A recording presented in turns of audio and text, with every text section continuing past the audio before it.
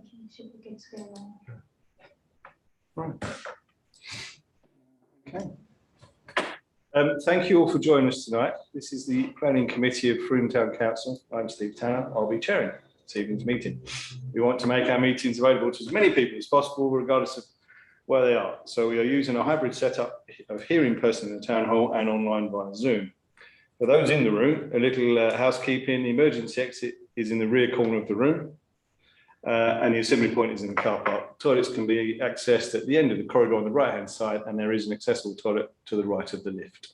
For panelists on Zoom, please use the electronic raise hand by clicking on the participants button at the bottom of your screen. For those in the room, please raise your hand. For attendees on Zoom, please pose questions through the Q&A board. Attendees' names will become visible on the questions board for the record as your question is answered. For those attendees in the room, please raise your hand. Tonight, Jane will clerk and Hannah is back. So Hannah will manage the questions board and participate settings. The meeting will be recorded for minuting purposes, and we will also live stream to our YouTube channel. Okay. No, we just started, Sheila. Sorry, Steve, before you go on, Hannah, have you seen the email? Yeah. Okay, so. Just having trouble finding the link, so Yeah. Oh, okay. Right. So we're just waiting for two councillors just to join. So bear with us for a couple of seconds and we'll crack on. I think in the meantime, take any questions, comments or information from the public and or councillors. Oh, we're just waiting for Paul. Nothing. Great. Might as well do apologies for absence and declarations of members' interest. Apologies, Hannah? Just from Mark. Just from Mark. Okay. And I think we all need to declare an interest on item number 680 on the sheet, which is 35 Butts Hill, because Helen Vinner is member of staff here at the town hall. Yep. So we're just declaring that for best practice sake. Yeah, I better just declare that the next to the shop, where is it, on Rodden Road, the garage, Frome's Missing Links are using that as a storage facility at the moment. So, you know, no real interest. No. Okay, Rich, thank you. I declared an interest. It's just a minor one, but the site in Lower Keyford, I can't remember which number it is offhand. 679. Thank you, 679. It's an submission by the son of a very good friend. Oh, okay. Great. Oh, cool. Excellent. Good to have you. Okay, moving on to agree the minutes of the meeting, the last meeting we had on the 7th of October 2021. I have the minutes here. I hope everyone's had a look. If I could get someone to propose them, please. Thank you, John. And someone to second. Thanks, Rich. And all those in agreement. That's it. Great. I'll start the front page here and I'll do the rest later, Anna, if that's okay. Yeah, thank you. Great.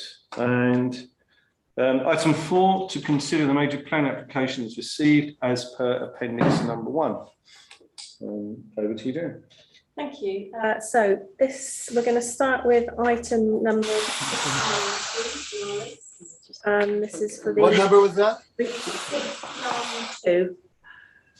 692, John. Can everybody else hear me okay? I'm just going to bring you over. There was some background noise. I think that was the point. I'm just going to move the microphone. Try this one. No, it was all good. It was just a little background noise, just as you said the number. It's all good. Okay. Yeah, perfect. Somebody was eating a bag of crisps or something. It wasn't me. So yes, as I said, this is number 692 on our list, and it's for the communication station at the junction with Manor Road and Grove Lane, Frome. The application is for the installation of a 20-metre monopole, 12 antenna, 3 equipment cabinets, alongside the removal of the existing 17.5 metre monopole and 2 equipment cabinets, and the development of development ancillary thereto. So just to clarify, this is actually to provide 5G. I'm just going to try and share my screen with you. Have you found your link? Yeah, I'm just doing a bit of fiddling. Okay, so hopefully you can all see that.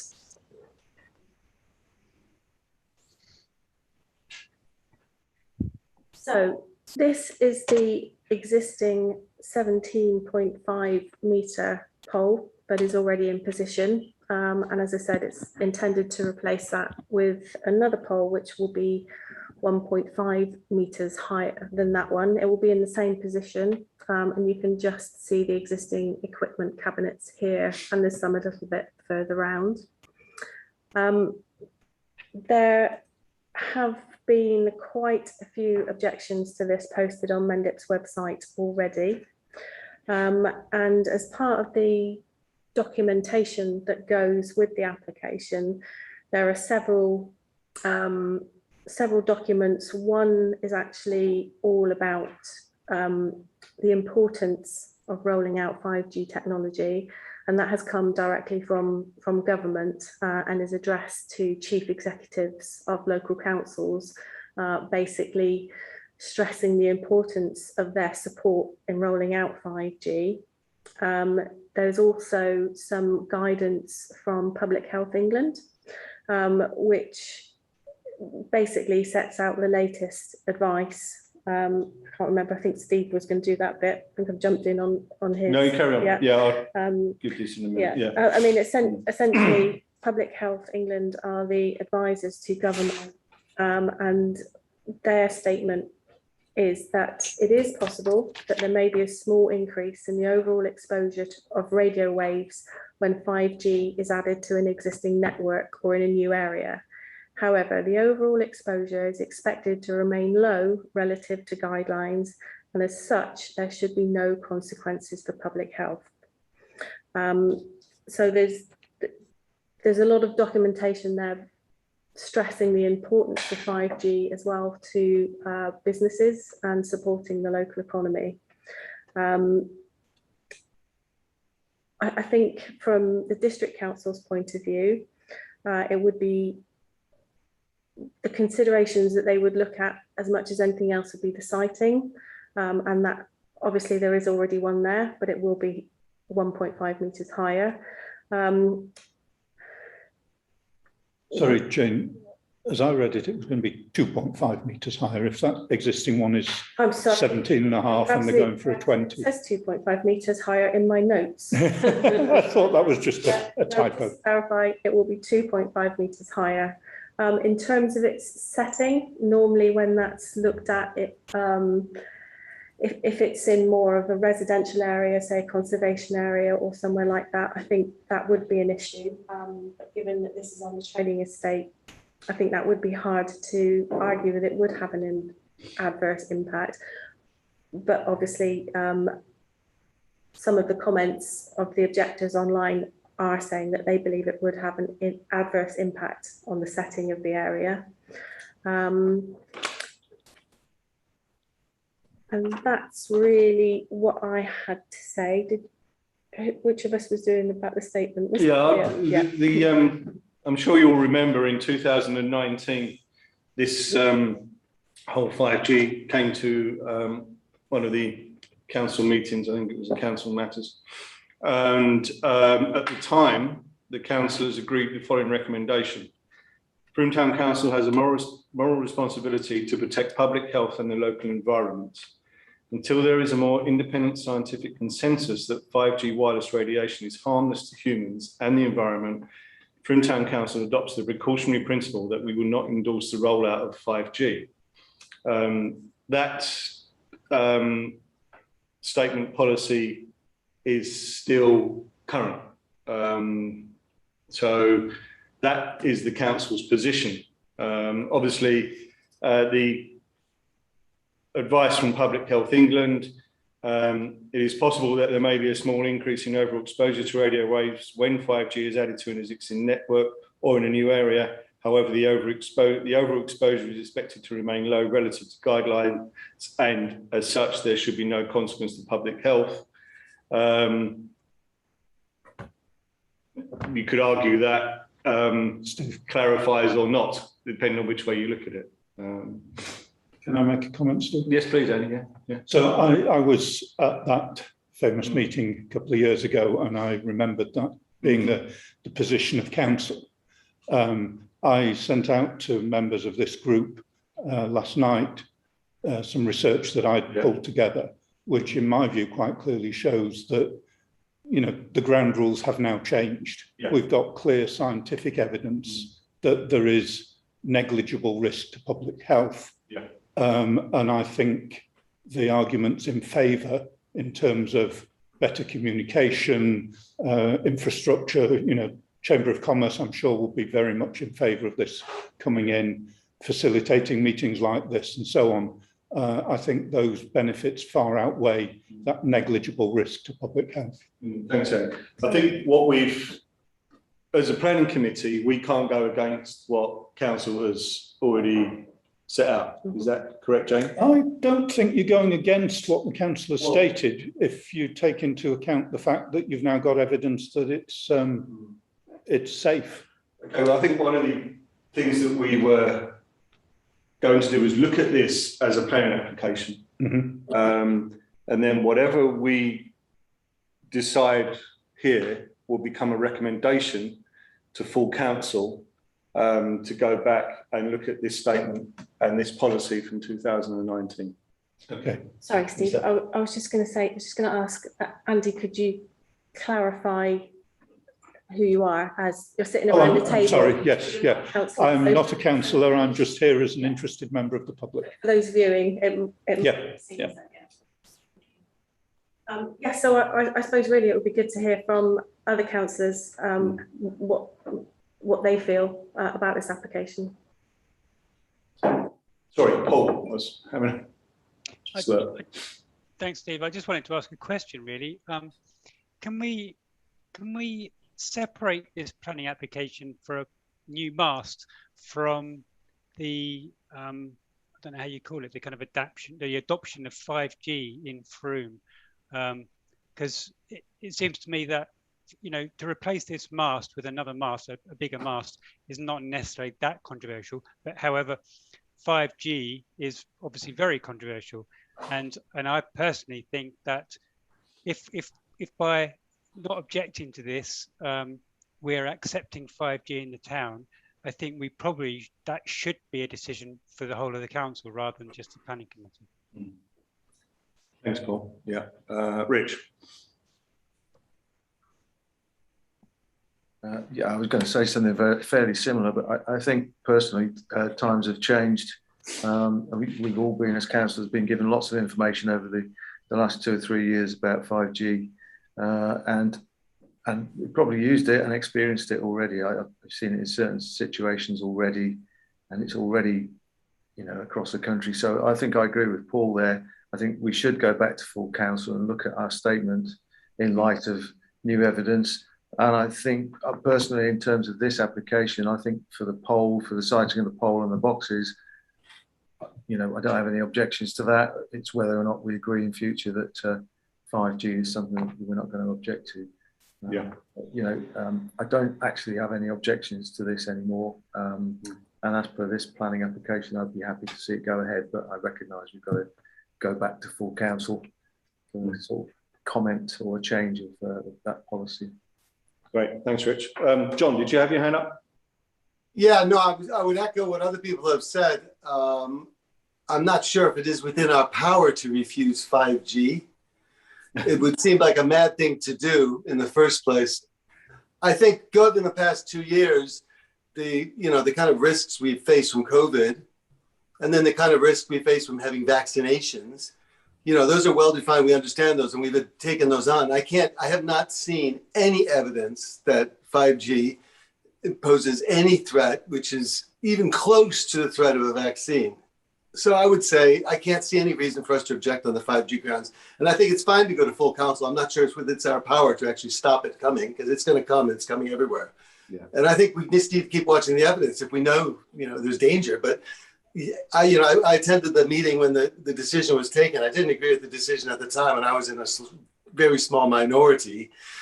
But I also attended the meeting where the activists gathered and sat and talked about how damaging it was, and not a shred of evidence was presented apart from anecdotal evidence at that stage.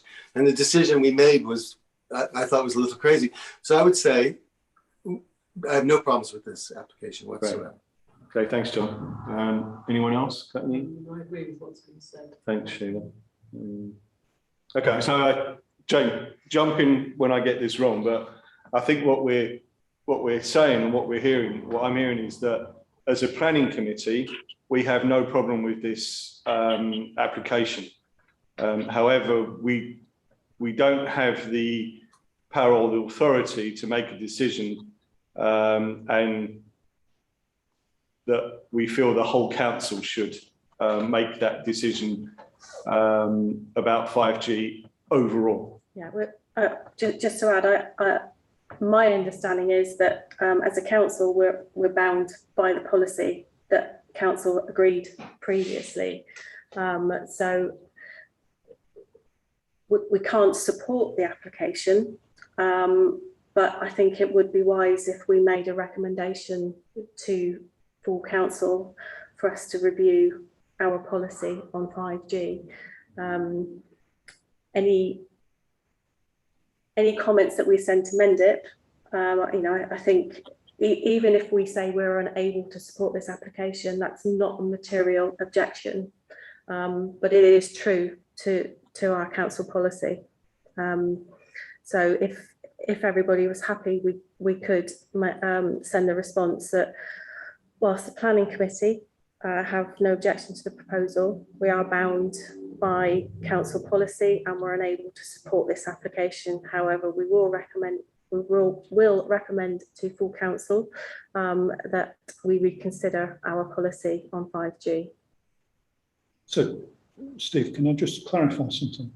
Sure. Does this planning application itself include the actual rollout of 5G, or is it just about putting in the infrastructure? So it will include one of the antenna will support 5G. Mm-hmm. It doesn't include, in some places with 5G, they have to have the smaller units that are dotted around. So it doesn't include that infrastructure, but actually I believe that falls within permitted development anyway, so wouldn't need to. So effectively, this is the only opportunity the council would have to object if it wanted to. Is that what you're saying? It is, although whether or not there will only, I'm not quite clear about its range. Mm-hmm. So it may be that in the future we see further applications for other masts to be located around the town. I was just looking at an opportunity for this group to say, yes, we support the planning application, but not support at this stage the rollout of 5G. I think, given that the policy that we have in place, we would need to clarify that the planning committee hasn't raised any objection, but because of our council policy, our wider council policy, we can't support it. And that might sound that might sound a roundabout way of saying it, but I think that's the position that we find ourselves in. Okay, I've got Paul. I thought I saw someone else's hand up as well. Go on. Yeah, Lizzie put her hand up. All right.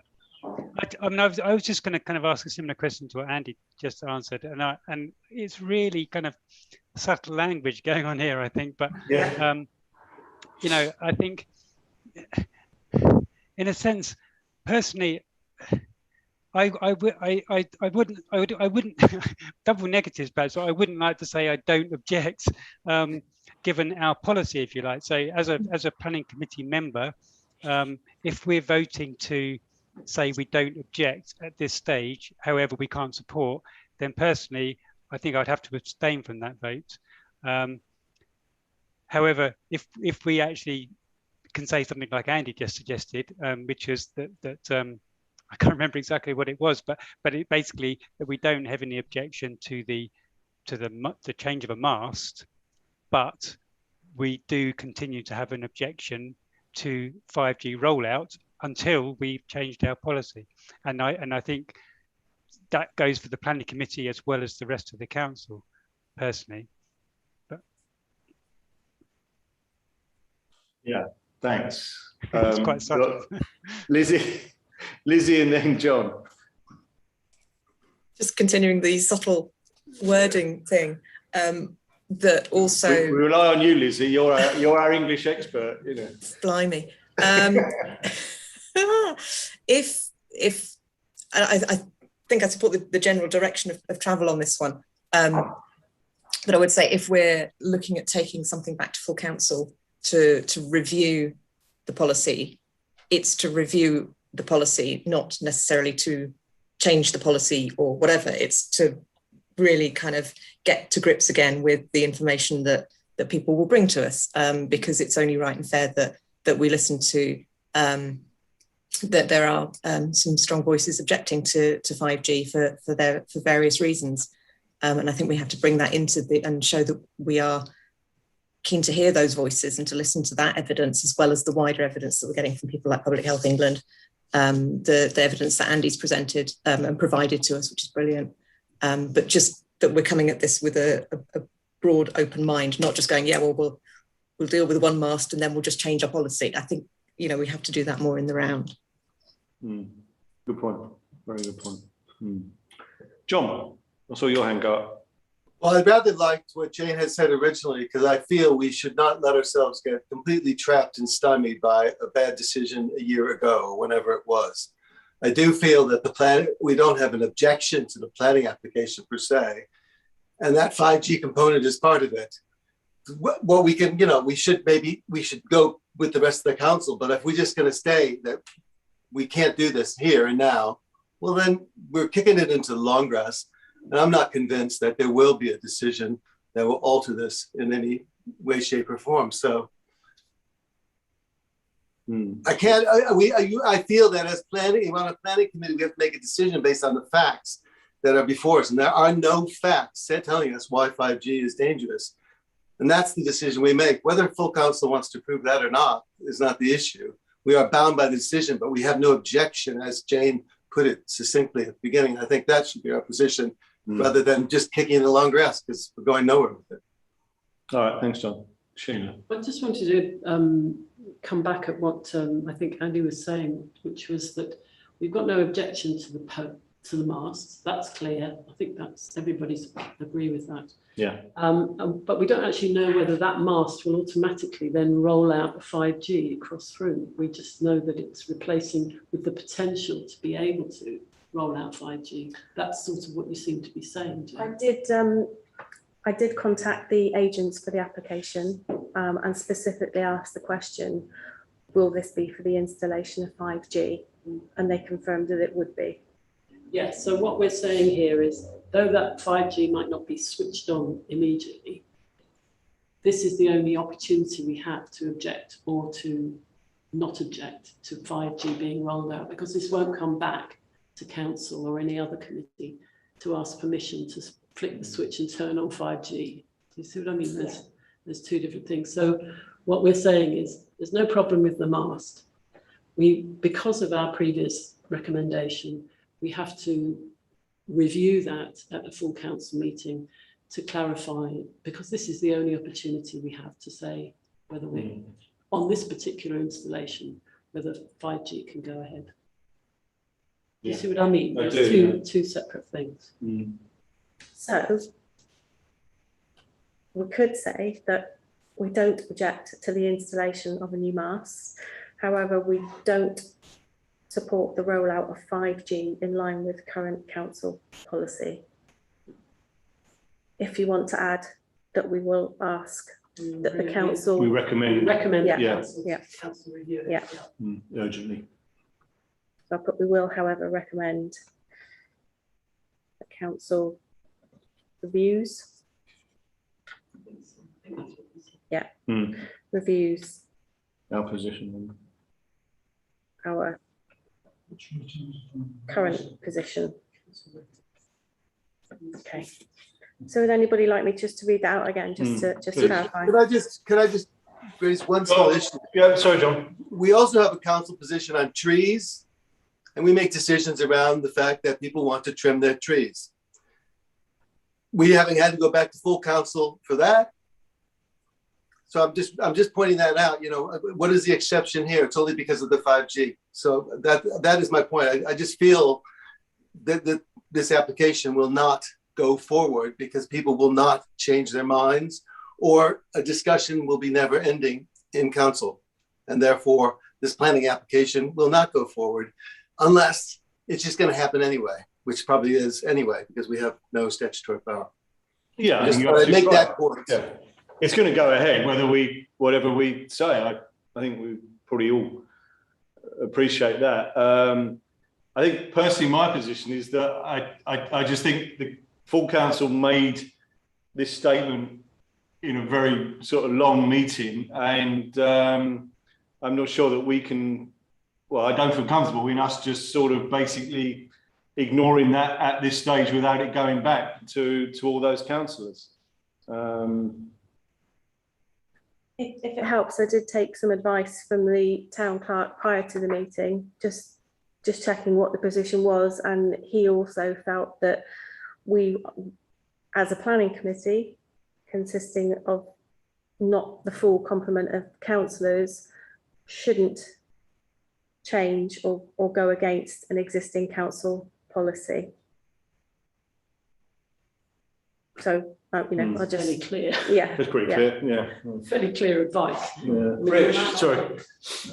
Can we still say, I'm a bit with John here, can we still say that the members present at the planning committee had no objections to the siting of the mast and the actual planning application? But as Jane originally said, you know, but we can't go against council policy. Yeah. Sort of thing.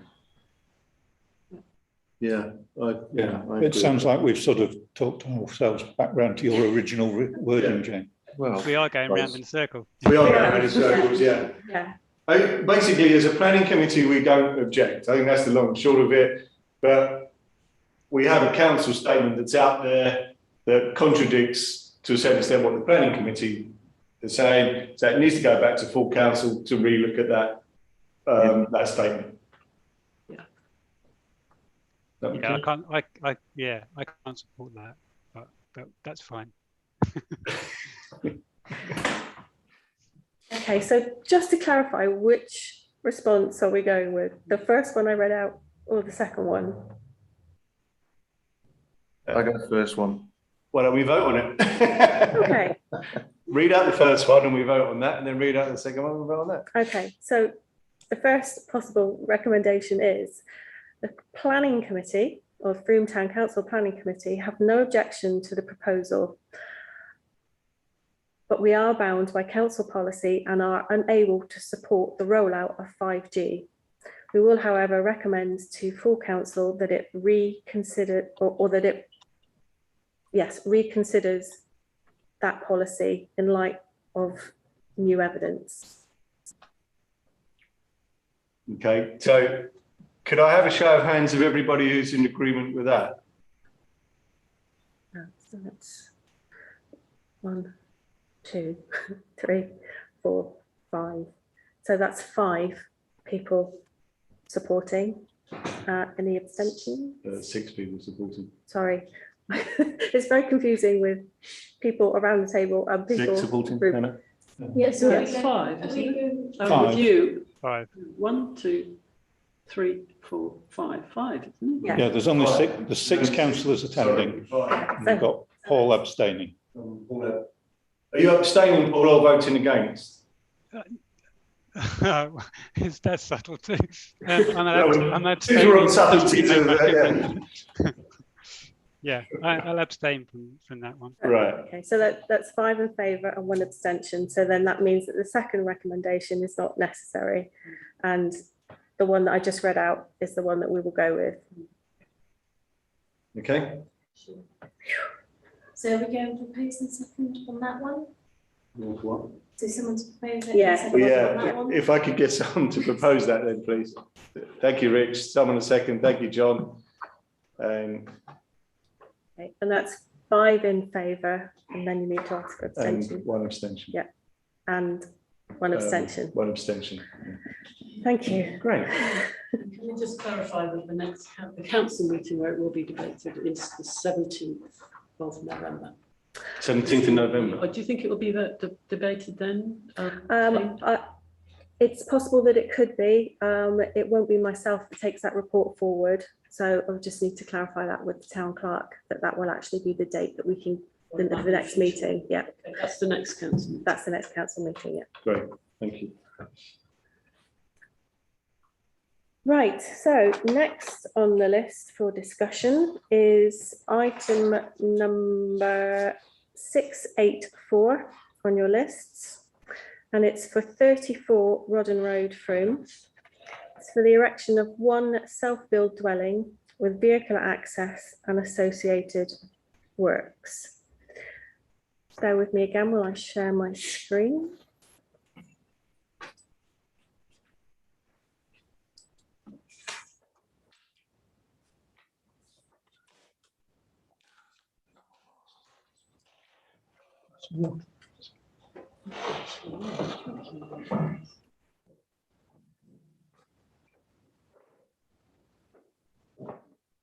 So I'll try and talk and do both of these things at the same time. So you might know this property better, as it is actually the site is actually adjacent to the shop on the corner of Rodden Road and the post office that is there.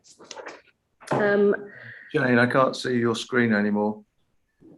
No, sorry. I stopped sharing. I'm having to go at it from a different angle.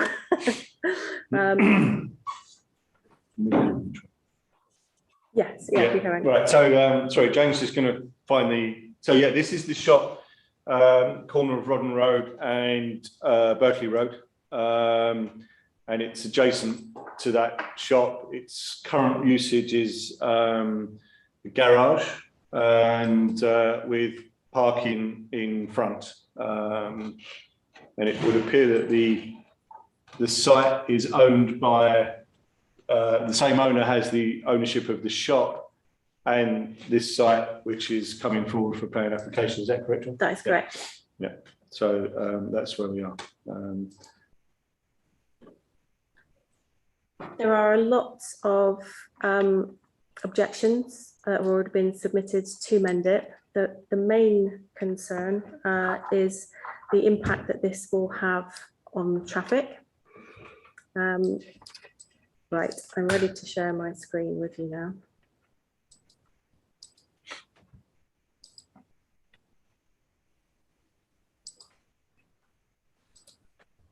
Okay, so hopefully you can all see that now. Great. So this is the shop and post office. And then if I move down here a little, the actual site for the self-built dwelling will mean the removal of this existing garage, and then the house will be built in here. This will mean that this current access here will then become the access to the house. That will leave access here. And as you can see, there isn't an awful lot of parking out the front here. But some of the concerns that have been expressed by residents is that previously there has been permission for 2 flats to be above the shop. They were actually permitted development because they are above a commercial premises, and because they were permitted development, they didn't actually have to allocate any parking spaces to those flats. However, it appears that the people that live in those flats understandably, use this as their parking area, which further restricts any parking associated with the shop and post office. As do delivery. As do delivery vehicles, yeah, and obviously this access is used for people to exit rather than having to come out of this exit. the real concern is the impact that it is going to have on what people already consider to be quite a dangerous exit. And allegedly people use this as a cut through They do. to try and jump, not have to wait at the lights. There is a transport or traffic statement submitted with the application. However, it only really looks at the access that will be associated with the house and the safety of that, as opposed to the impacts of removing this access as part of the wider site. Somerset County Council Highways have just replied to say that they would like to consider it further. So whilst it does appear that it will have quite a significant impact on traffic in that area, without having seen the formal response from County Highways, I certainly couldn't say that with any degree of certainty, but that is definitely what the local residents feel. So over to you to discuss. Would you like me to stop sharing my screen, or should I leave that up? I'd leave it up for the time being, if you may. John, I see your hand. Yeah, I just have a small question. Is the one developing the site that's going to cut this all off also the owner of the shop and the flats above? Yes. Yes. Right. So that's important. Sheila. Can I ask, are you saying, Jane, that highways have no problem, because it's very close to traffic lights, so they have no problem with that? Highways haven't formally responded yet. All they've said is that they've acknowledged receipt and that they will give it further consideration. So we don't actually know what Highways' view is at this point in time. I mean, it's quite often there are cars backed right up to this exit. Yeah. Yeah, fair enough. Any other comments from anyone? Lizzie and then Paul, I can see. Yeah, in principle, I have no objection to a building going in that space. I mean, it's pretty much dead space at the moment. It's just, bins and rats a lot of the time, and random cars. But I have real concerns about the traffic issue. It's a busy junction already. It has been made busy. It's great that the Spa now has the post office counter in there. Having lost the old Rodden Road post office, it's really good to have a local post office out in the community. However, that does make it extremely busy. And you have more people driving in to use the post office very quickly and driving out again. So cutting off elements of that, it's just going to cause more problems than it needs to. I'm also wondering, and Rich, you might know the site better than me, the bit we can see at the moment, there's the yellow bin, charity bin, and then there's a green door, the little green door. Yeah. That feels like it's the access to the flats upstairs. But then in the site plan of the new site, it's almost like you come out of that and you walk into a wall, and then it would be parking for the new house. And so I was just a bit worried about actually, are you literally just putting a wall in front of someone's front door, and whether that's appropriate. But yeah, I think the traffic and parking side of things, it feels like some conversations between the owners and the neighbours.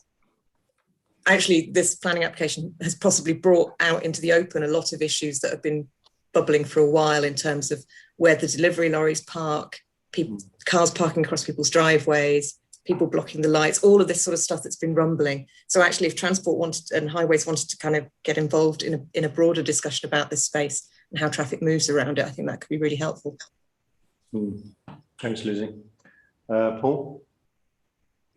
Yeah, I was going to say something pretty similar, really, to what Lizzie. I don't think I have any objection necessarily per se to a dwelling being built there, but it does seem that it raises a lot of issues, and I think maybe our position should be that we object based on the information that we've got, and request really some sort of overarching plan for parking and vehicle movements for the whole site, that the owner, before we can really make any other decision on that. Yeah, I seem to agree. Rich? Yeah, I agree with Paul there. I don't have any objections to the actual proposal. I quite like the idea of a self-build. As I said, we're using that garage for storage at the moment for Friends of the Missing Froome's Missing Links. I don't know if that door is to the flat or not. I have no idea, Lizzie, sorry. But I think they could change obviously once, if the house gets built, that will change the access. So this little wall that we can see in front, that probably needs to go. You could almost have a new entrance and a kind of new traffic plan, as Paul just said, and as others have said. I think that's probably the main concern. I've never seen it totally parked out, by the way. I've never seen that full, that car park. And on the rare occasions that I've driven into it, I've never had a problem parking. So, and obviously at the lights, traffic is stopped or going very slowly generally. So, you know, I don't share those worries that it's going to cause too many problems, but perhaps with the flats above, that would be sort of probably 3 extra cars. Maybe there would be an issue. But I think, yeah, if we can, it would be sensible of the owner to have a proper parking access plan for the whole site, I think. Thanks, Rich. Yeah, I tend to agree with what Paul said. I know there was a morning not so long ago when a delivery lorry couldn't get in to the car park area and was on the road outside, and that caused chaos with the traffic lights there. And I fear it only going to take one car to be parked there, and any deliveries are just going to be on the road outside or whatever the road outside. So there probably does need to be I think as Paul said, you know, a more comprehensive statement about what they're going to do with parking and things. Let's be honest, they'll be on the pavement. Yeah, absolutely. And if it's a morning delivery, I mean, that pavement is used an awful lot by school children walking and cycling to and from the college and Selwood Academy. It's a very busy junction, isn't it? Incredibly busy, yeah, very busy junction. And the accusation that the cars use it as a cut through to avoid the lights is absolutely true. Yeah. I see that loads of times. So I think I personally sort of agree with exactly what Paul said, is that we object until we have more feedback from highways and a bit more comprehensive. Okay, so what I've written is that we object to this application. We need a full parking and access assessment of all vehicle movements, taking into account the whole site, including the shop / post office, to ensure the safety of the area. Yeah, to ensure the safety of the area. Lizzie, see your hand raised. Sorry, just because we haven't actually talked about the building. Yes. Because our fundamental objection is to the transport and the parking issue, and we might forget to talk about the building. Very good point. Yeah. And the building, it seems like a nice building. There were a couple of objections, I think, from the neighbour that you can see in the picture, and also from the neighbour out the back in the sort of lilac coloured house, that they had concerns about overlooking and overshadowing, or overlooking on one and overshadowing on the other. I'm not sure about that. Also, the design statement was light on all my favourite things in terms of environmental credentials and sustainability and that sort of stuff. So just to know that. The comments from the neighbours who are concerned about the overlooking. So the proposed property will have one frosted window to the side, which looks to be a landing window. There is the possibility that there will be overlooking into the rear garden from the windows to the rear of the proposed house. That's something that would need to be assessed on site by the case officer when they go to visit. And yes, you're absolutely right about the sustainability side of things. I can certainly add that into our comments, that the sustainability levels, I'm assuming we don't feel that they're sufficient at this point in time. Just not really addressed. Yeah, not addressed. Okay. Was there also some residents' comments about the extractor fans and noise that they could make? It was the Civic Society actually pointed out that I think the air conditioning extraction units, you can just see them on the side here.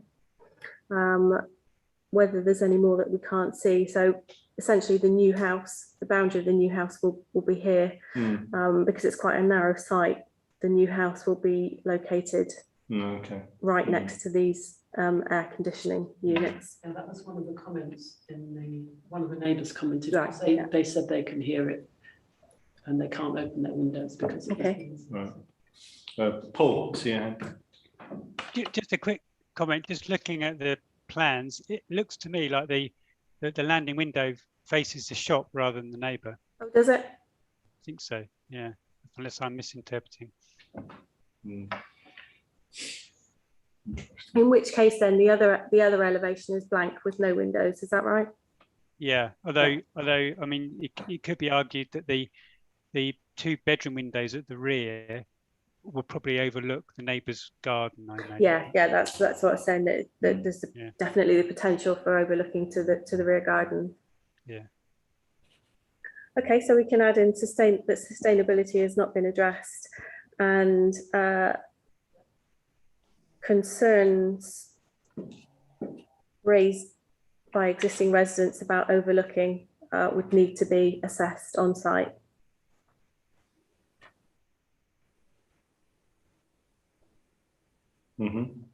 Any other comments, thoughts, observations? No. Want to run through that again, just to clarify? You got it all. I think I've got it all, so bear with me. I might read my scribbles. So we object to this application. There needs to be a full parking and access assessment, taking into account all vehicle movements for the whole site, including the shop / post office, to ensure the safety of the area. The sustainability of elements of the proposal have not been addressed, and concerns have been raised about the overlooking to the existing properties on site, and we would ask that those be addressed by the case officer on a site visit. Great. Everyone agree with that? Yeah. See most of the hands go up. Excellent. If I could get someone to propose that then, please. Thank you, John. Seconded by Sheila in the room. And all those in favour. And that's unanimous. Yep. Thank you. Great. Thank you, Jane. Okay, so next on our list for discussion is, let's do the tree next. Are you doing tree next? Oh, go on now. Okay. So number 685. I've highlighted all the ones that we need to talk about. Unfortunately, I haven't got them in the right order. So number 685 on our list, and this is land adjacent to 1 West End Froome. It's for the erection of a single-storey building to provide additional accommodation with a use that will be incidental to the enjoyment of the host dwelling. Could you give the number again? Sorry, I lost the number. 685, John. Thanks. I'm going to share my screen. Hopefully I'll get it right this time. Sorry, Sheila, did you? No, you had your hand up. No, I'm fine. Right.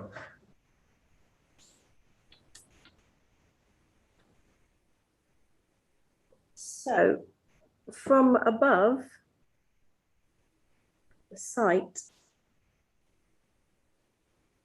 is here. There's an existing coach house that sits here. The coach house, it is separate from this application, but that has previously had permission for an extension, and that was actually conditioned that it shouldn't be used as a separate unit of accommodation.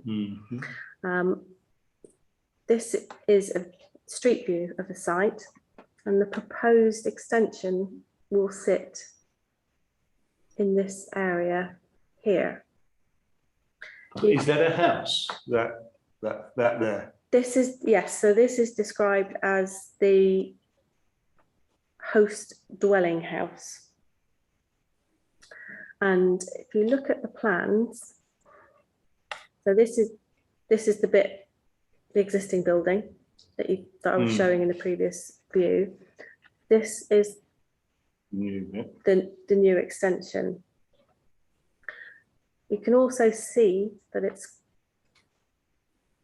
Rather high. it's rather high, and although it will be the ridge line, you can see will be slightly lower than the ridge line of the existing dwelling. So effectively, it is 2 stories, but it only has 1 floor in it. The description says that it will be incidental to the enjoyment of the host dwelling. So it's not actually saying exactly what it will be used for, although it does show a table here, a basin, separate toilet and shower. The bit that I was confused about was that doesn't appear to be any link through to this from the existing building. So to use it incidentally to the existing building, you would have to go out and around and back in through a new opening to enter into here. So it's not entirely clear what its proposed use is. And also this is in the, I'll go back up one, it's in the conservation area. So given its size, I would feel that it would have an impact on the amenity of the conservation area, although that is something that the conservation officer would best determine. So yes, it's over to you to discuss really at this point. Can I ask a couple of questions first? What is that building used for at the moment? Is that a dwelling? Is that a residential dwelling? I believe so. I don't think it's part of the coach house. It's separate to the coach house, but it's not very clear from the accompanying documentation. The Civic Society have said they've pointed out the fact that there's already been a planning consent to erect an art studio and garden room of the coach house, but that's a separate application. They have separate reference numbers, so it does very much look as though they are separate. So that building there is the coach house, the one that's going to abut up to this. Yes. Because it look, I mean, it's a big room with no bedroom. Yeah. It's sort of like a meeting room. Yeah. It's double story as well, isn't it? So it's a full room that you could have a decent meeting or a workshop in. That's what it looks like, but it's not clear. Lizzie, I went for incidental to the enjoyment of, meaning it's the party room, because it's basically there's a dining table and a shower, and you're going to go, well, what is this for? And I kind of was slightly mystified by what it was for until I thought, well, maybe it is. Maybe in the main dwelling houses, I'm guessing that there may be Airbnb or something, and that there's not a big dining table, and that this is now their idea. Again, it's one of those where perhaps we need the story of the application to go with the application. Then why not have a link between the two? Yeah. But why is there no? Why no link? Yeah, I was looking at all sorts of Google Maps and top-down stuff going, I really don't understand. And Street View's never been down West End, so we can't tell. I mean, I suppose the actual thing that it's used for isn't necessarily the main issue. I think that the concern is the impact that it will have on the conservation area, and the fact that, potentially that could become a separate dwelling. So, I think I think there's the opportunity, it could become a separate dwelling because it's obviously going to be plumbed in and wired in and have an independent heating system. But it's also, if it's some sort of function room or meeting room, then that's going to have people coming to it and that's going to have transport impacts. And I'm not sure that any of that has been set out. So the assumption is it's some sort of residential thing. Yeah. It won't add traffic. So yeah, concerns as well as the conservation concerns. There's just a lot of insufficient info, isn't there? Paul? Yeah, I think I agree. I think again, it's a little bit like the last one. I don't have any great objection to this. It looks okay, you know, and I don't share the Civic Society's concern that it's overbearing and whatever, but necessarily. But however, it doesn't. We're having to kind of make loads of assumptions and things. It Yeah. looks like we basically just haven't got enough information Absolutely. to what it's all about. So again, maybe we have to object until we get more information. Mm. Yeah, I agree. Any other comments from anybody? I was surprised at how few documents were on there. Mm. So, Yeah, just basically insufficient info, isn't there, really, to make a call. Just writing something. It's a very narrow little area around here, isn't there? So Yeah. if it is a meeting room, it could cause. It's just where West End turns round, isn't it? That's where. Yeah. That's where Dave Moss lives. Yeah, I mean, it's almost traffic free down there, isn't it, during the day? So if it did increase car access, that could be an issue, I suppose. But It's just a lot of ifs and buts that we don't really know, Yeah. isn't it, at the end of the day? Jane's scribbling away furiously. And I don't object either to it being there.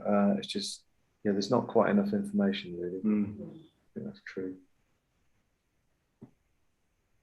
Okay, so where I'm at is that we are objecting, as it is not clear what the application is proposing. There is insufficient information, with no information provided as to whether additional parking or traffic movements will be involved, and what. So we are unable to fully assess the impact of those at this time. Yeah. And is there a conservation officer? Yeah, the conservation officer will assess whether or not there is an adverse impact on the conservation area. Great. Thank you, Jane. Someone propose that, please. Thanks, Rich. Seconded by John. Thank you very much. All in favour? Yep. That's unanimous. Thank you. Great. Thank you, Jane. Next on the list for discussion is number 687 on our list, and that's 54A Broadway at Frome, and it is to fell 4 Lawson cypress, 3 Western red cedars to ground level, and to reduce a yew to 2 metres. There are no reasons given on the application form for why they want to fell the trees. And it's not actually possible to see the trees from the road in the rear garden.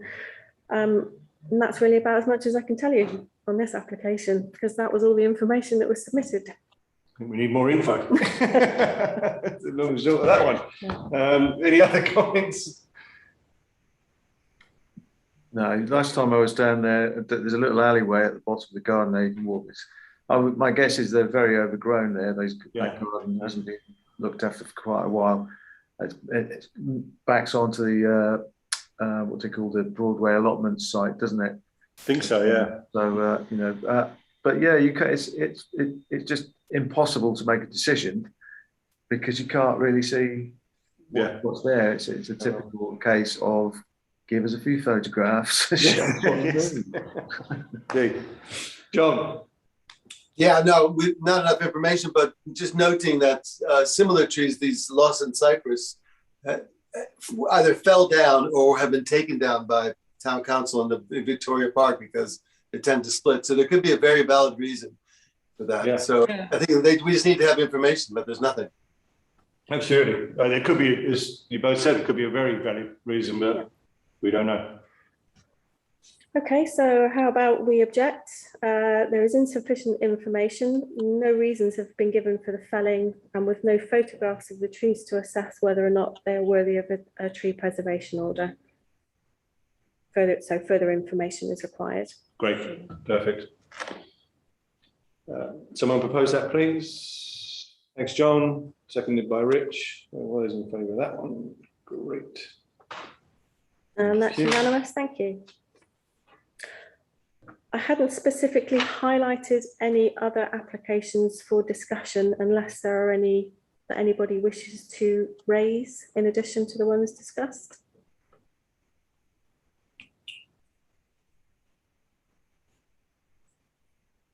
Take that as a no. Say that as a no. Great. Okay. So are you happy that we send our standard response to the remaining applications that haven't been discussed, in as much as that we have no specific objections to any of them? Thank you. Yes. Someone propose that then, please. Thanks, John. Seconded by Sheila. And all those in favour of the standard response? And that's unanimous. Thank you Thank you very much. much. Great. Thank you, everybody.